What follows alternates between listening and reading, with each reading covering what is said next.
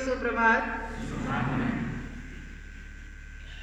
जैसा कि सचिन ने आपको बहुत संक्षेप में बताया, लेकिन उसने संक्षेप में भी आपको सुभाष चंद्र बोस जी के बारे में सब कुछ बताया।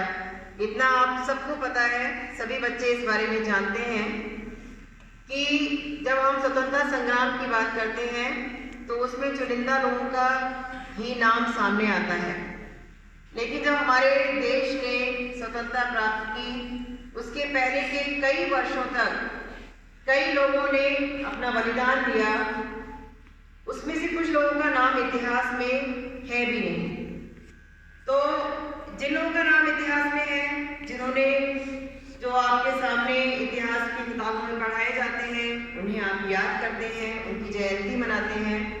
वास्तविकता ये है कि स्वतंत्रता संग्राम कुछ लोगों का बलिदान देकर प्राप्त नहीं किया है।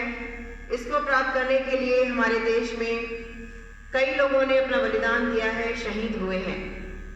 तो जब हम बोस जी की जयंती मना रहे हैं, एक स्वतंत्रता संग्राम सेनानी की जयंती मना रहे हैं, तो हमें स्वतंत्रता के महत्व को सबसे पहले समझना है। स्वतंत्रता एक बहुत व्यापक शब्द है।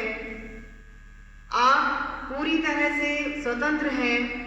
इसके लिए जो बलिदान दिए गए, हमें उन सभी के लिए अपनी तरफ से श्रद्धांजलि देने के साथ साथ हमेशा श्रद्धा अपने मन में रखना चाहिए कि हम एक स्वतंत्र देश में हमारा जन्म हुआ और अपने विचारों के लिए, अपने कार्यों के लिए हर तरह से हम स्वतंत्र हैं।